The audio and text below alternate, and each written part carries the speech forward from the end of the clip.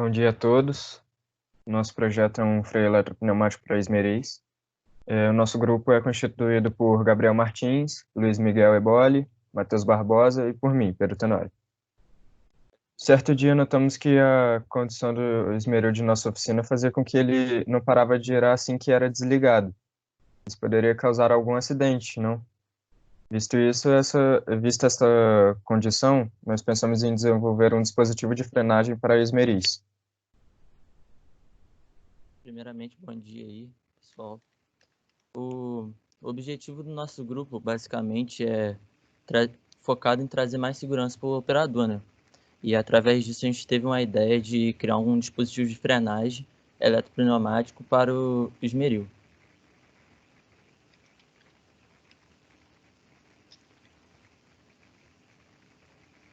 Opa, sou eu. Tá me ouvindo aí de boa? Tá vendo? Dá pra ver. Tava instalando o breve do microfone. Primeiramente, bom dia a todos aí. E de acordo com o levantamento de dados que nosso grupo fez, um esmeril, depois que desligado, ele demora em média aí 2 minutos para parar de girar, e esse tempo pode aumentar até 2 minutos e meio. E vamos soltar o vídeo aí para vocês.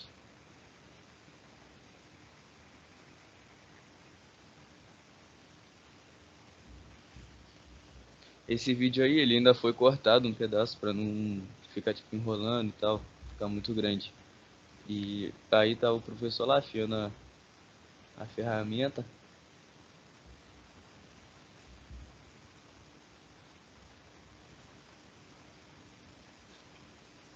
No rebolo tem uma marcação preta. Tipo, o rebolo gira tão rápido que nem é possível ver a marca ainda. Assim que parar ali, vocês vão ver. Ali no caso ele já desligou o esmeril, né? Sim, já foi desligado.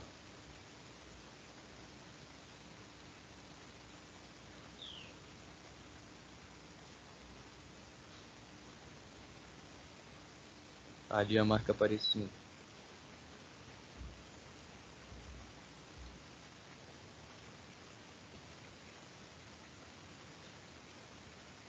E, pô, como visto em vídeo aí, né?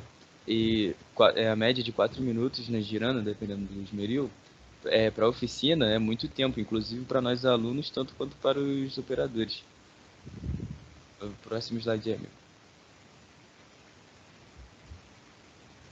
Neste exemplo, o mecânico aí, após usar seu esmeril na oficina dele, teve de transportar um objeto de grande escala, que não foi divulgado. Ele tentou transportar esse objeto aí até o outro lado de sua oficina, e nesse trajeto, esse objeto acabou entrando em contato com o esmeril, o que fez com que o mesmo virasse um projétil e indo em direção ao mecânico, o que levou ele a um traumatismo craniano. Inclusive, se vocês prestarem bem atenção, podem perceber que outros pedaços do rebolo que viram um projétil causam dano em área, perfurando até mesmo o seu telhado. E nosso trabalho aí visa a segurança de todos. Essas aqui são algumas normas que entram no nosso projeto, como aqui podemos ver a NR12, Segurança no Trabalho em Máquinas e Equipamentos. Ela entra através dos nossos botões de emergência que a gente colocaria no dispositivo. A NR6, o uso de EPIs, caso que é onde fica o esmeril, é obrigatório usar o EPI. E a NR17, que é a ergonomia, que tem como objetivo garantir certos parâmetros para boa condição de trabalho, que entra através da nossa altura da bancada, que seria entre 100 a 105 a altura, centímetros, para homens e mulheres, para ter uma melhor precisão. Opa, bom dia a todos. Eu vou explicar um pouco da metodologia. Ela foi dividida em 3 partes: materiais, produção e custo. Parte de materiais. Só um minutinho, vou pedir só para quem falar, para Se apresentar. estiver falando, para se apresentar, porque eu não estou conseguindo acompanhar por aqui, porque está parecendo só que está com o Gabriel, porque ele que está apresentando, né? Ok. Bom, então quem está falando agora é o Matheus Barbosa. Parte de materiais é a parte básica. É aço, M20, parafuso de fixação.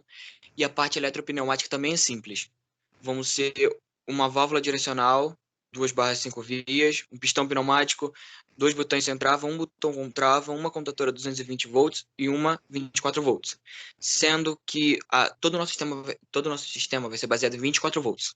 Só vai ter um pequeno acréscimo de 220, que eu vou explicar mais à frente. Produção, a gente vai limpar a superfície total da mesa, vamos fazer todas as furações necessárias, vamos instalar a parte pneumática na parte inferior da mesa. Logo depois disso, a gente vai pegar o fio do esmeril e vai colocar dentro do cofre e montar toda a parte elétrica ali. Ali a gente vai fazer um sistema onde que aquele botão onde posteriormente a gente ligava o esmeril só seja para energizar, e sim que tenha que clicar um botão na mesa para ligar o esmeril. Depois de finalizado e tudo conectado, nós faremos o teste do circuito.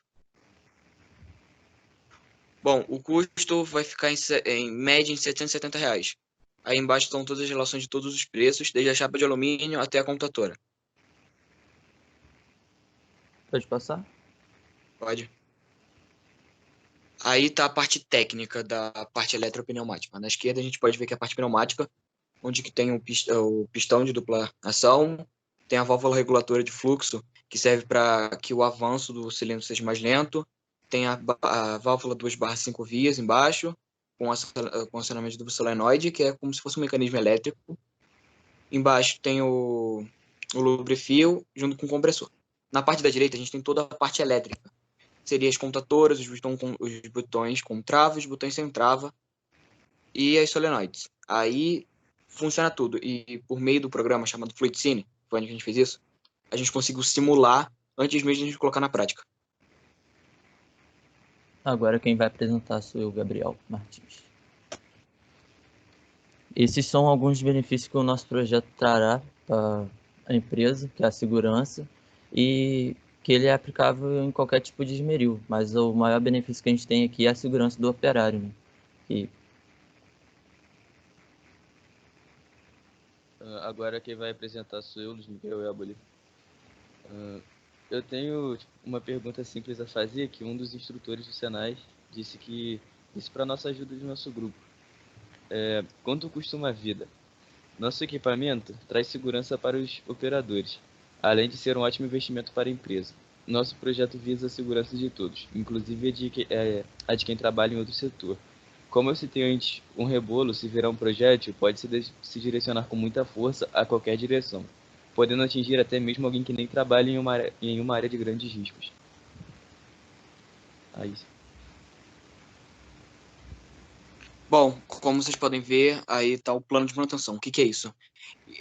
São orientações básicas que um mecânico pode seguir para fazer a manutenção adequada de um equipamento. Aí está a manutenção da nossa bancada com o esmeril e o freio. Mas como a gente decidiu, porque a gente decidiu fazer o do compressor também, porque o nosso freio está diretamente ligado na parte de ar comprimido. E seria interessante a gente colocar também os cuidados necessários com o compressor.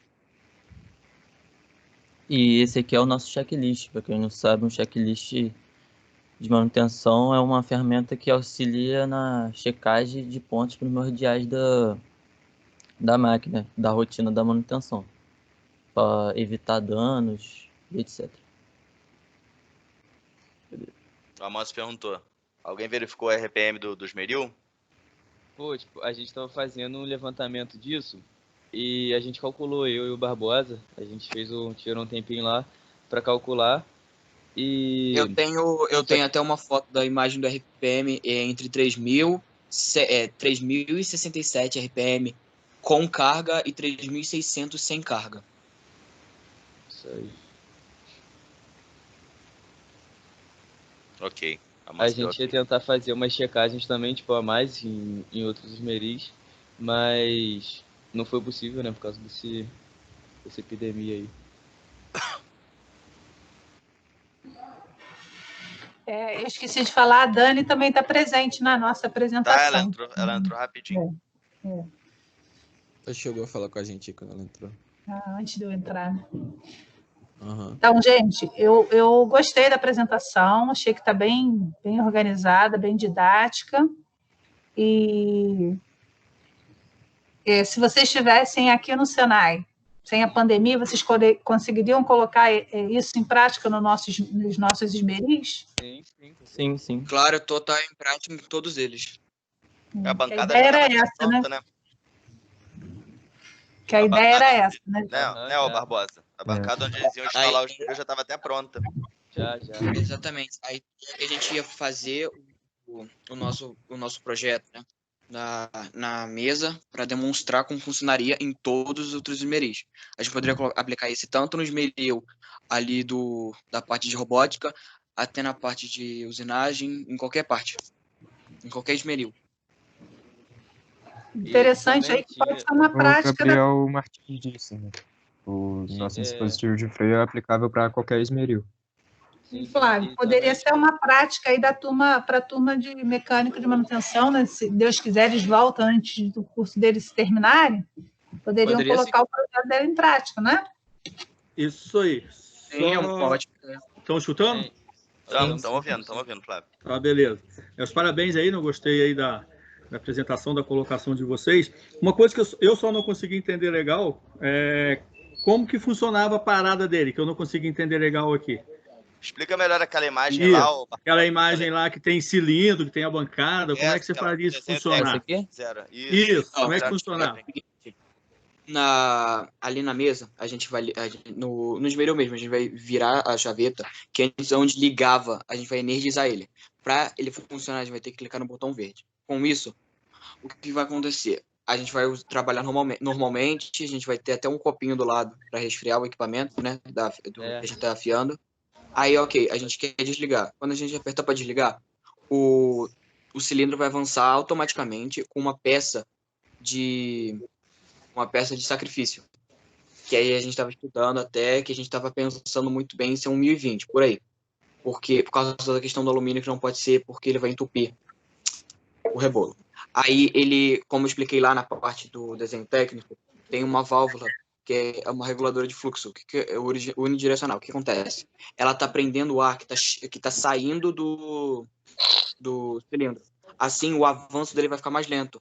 Então, vai avançando uniformemente até o final e assim vai parar o rebolo. E vocês viram o custo disso? Para fazer uma adaptação dessa? Sim, R$770. Não, porque a minha pergunta é o seguinte: vocês falaram aí de colocar, de fazer a bancada, beleza, mas normalmente um esmeril tem os profissionais e também tem esses menores, né?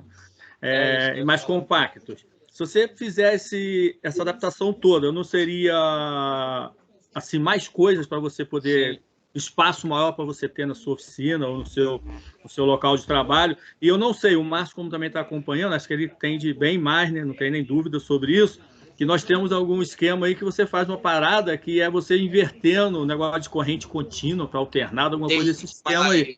De repente não seria mais viável, mais barato e menos coisas envolvidas? Porque você vai estar ali, tem só um minutinho, porque tem o cilindro que vocês falaram que vão colocar, o atuador pneumático. Pelo que eu vi a imagem, ele está debaixo da mesa. E geralmente ali onde cai o pó, né, o pó de ferro. E ele, de repente, vai cair em cima ou vai ter acesso, né, para cair próximo do cilindro. Isso ocasionando o quê? Ocasionando um desgaste naquela haste. De repente, não seria um outro jeito, talvez, mais viável? Vocês chegaram a analisar também? A gente analisou, Flávio. Foi até tipo um ponto visto aí também por um dos instrutores que orientou a gente. E a gente também pensou numa alternativa, que seria o seguinte: em vez de a gente montar todo esse sistema e tal, a gente ia fazer como se fosse meio que uma capa protetora para simplesmente proteger o rebolo ali, entendeu? Para os rebolos menores, de menos RPM. Assim, Flávio, a parte do pistão em si, ele vai ficar embaixo da mesa, porque ele só vai avançar, entendeu? Então, vai colocar nele, não tem nenhum jeito de nenhum resquício, entendeu? De ferro cair nele. Sendo que a parte, claro, de inverter os polos e tudo mais para frear ele, é um outro método, sim. Só que o preço é muito mais elevado. E outra coisa, vocês falaram que usaram ali um cilindro de duplação. correto? Uhum. Poderia usar outro meio ou só pode ser desse jeito? Poderia também, a gente também podia usar um cilindro de ação normal com mola. O que é ação normal? Seria... Ele só avança e recua por mola. Ah, tá. Tudo Ele bem. avança Beleza. por ar comprimido e recua Aí por mola. ficaria mais barato ou mais caro? Vocês chegaram a analisar ou não? Não, só para questão de custo, que hoje em dia, né, o pessoal visa, às vezes, algum custo só em função de vocês compararem. Se não comparar, não tem problema não, entendeu? Eu só queria saber se vocês chegaram a analisar esses dois lados, né, com dupla ação e com retorno por mola. Uhum. Vocês não Sim, chegaram a mas- comparar, não? Não chegamos a comparar. a Não. gente não chegou a comparar com outros cilindros, não. Beleza. O Márcio está perguntando também aí. Por mim tá legal, entendeu? Obrigado, pelos parabéns aí. Não, Flávio, Obrigadão também. eu entendi sua colocação. Eles estão aplicando o conhecimento da Pneumático. da área deles, lá de mecânica e Aham. manutenção. Eu também acho que devia ter sido feito, mas eu já tinha comentado antes com o Fábio. É porque toda frenagem elétrica realmente é com a inversão do campo magnético girante do motor. Isso. Ela provoca um campo magnético contrário ao campo magnético original da máquina e aí você freia a máquina Sim. até com uma precisão maior e tal. Mas eu entendo que eles tenham feito esse trabalho mais voltado para a área de formação deles e aplicar o conhecimento da área mecânica. Então, eu também acho que é perfeito a colocação. A frenagem eletromecânica talvez ela seja tão ou mais eficiente quanto, mas é porque o projeto deles me dá uma abertura, eu já havia conversado isso com eles, para, ao invés de frenagem, proteção. Então, beleza, é válido a ideia. Eles estão aplicando aí conhecimentos Da pneumática. da área de mecânica de manutenção, e só que ela, por exemplo, você poderia repensá-la, ter um outro olhar sobre esse projeto, que é a proteção e não a paralisação do rebolo. Entendeu? Então, realmente, depois eles podem continuar, se eles quiserem continuar trabalhando em cima do assunto, o que seria uma frenagem elétrica para esse esmeril, que aí talvez não envolvesse um aparato mecânico tão grande assim. Isso que eu imaginei, entendeu? Só mesmo pelo tamanho, né? De envolver bancada, o circuito e tudo. Você fica até um espaço muito maior no ambiente de trabalho, né? Só em função disso. Como hoje em dia a gente participa do Lean, né, de reduzir espaço e máquina, você está aumentando um fator a mais no seu ambiente de trabalho. Só a questão, como a gente pensa no Lean, a pergunta só foi em cima disso, entendeu? Pelo tamanho da imagem aí, você vê que a bancada dá o tamanho de 3, 4 esmeris, né? Se você analisar ali, pela imagem que estão colocando. Perfeita observação, perfeito. Só em função disso, né? Visualizando já e visando esse link que a gente participa aí, só isso. Mas tá de parabéns para mim, tá legal aí. Obrigado. O Amâncio fez a pergunta lá no chat. Vocês viram? Não vi, não. Como a peça de sacrifício será regulada pelo desgaste do rebolo, né? À medida que o rebolo vai se desgastando, como que a peça de sacrifício vai aumentando a altura? Bom, a gente pensou nisso. Ali na base, onde que é o suporte para o pistão, a gente vai parafusar um trilho e a gente vai adaptar o pistão no trilho. Então, assim, a gente vai poder soltar e colocar ele para frente ou para trás, conforme a peça de sacrifício for sendo usada. Beleza. E ele fez outra pergunta também. A pressão exercida na pneumática sobre o rebolo poderia quebrar o rebolo? Não poderia, tanto que a gente calculou isso e fez a válvula reguladora de fluxo para que não seja uma pancada direta, e assim que vai avançando aos poucos, sem esse risco. Beleza. Show de bola, galera? Mais alguma pergunta? Para mim tá ok aqui. Beleza. Só um minutinho aqui. Só mais um minuto, Posso falar? Pode. Claro. Só naquela foto que vocês mencionaram que aconteceu um acidente, ali aconteceu o quê? Que a pessoa se machucou? Vocês falaram que esbarrou alguma coisa grande ali? Ele tinha passado com... Eu tentei até procurar qual foi o objeto, só que eu não achei. Mas lá no site só dizia que tipo, o operador, ele estava transportando um objeto de grande escala, tipo um objeto grande, e ele provavelmente não estava tendo visão ali do esmeril em giro e acabou entrando em contato, entendeu? Acabou esbarrando um com o outro. Beleza. Aí fez com que o rebolo quebrasse. Show. Para mim já está tranquilo. Para mim já está liberado. Se deixar a Catarina dar um retorno final para vocês aí, tá de ok para mim. Show. Obrigado. Não, para mim também está ótimo. Responderam todas as perguntas que foram feitas, né? Isso. Achei muito bom a participação de todos, os slides também, então de parabéns. E sobre acho que o pitch ou uma coisa que vocês falaram que eu colocar, vai ter o link aí, vocês vão colocar? Vou mandar no chat. Posta no chat aqui, galera, o pitch. Então, tá beleza. O pessoal ir vendo depois. Eu já tava pegando o link aqui agora. Show. Beleza. Então tá show, Martins, pode encerrar aí. Então ficou tudo pronto. Tudo pronto. Tudo pronto. Tudo pronto. É.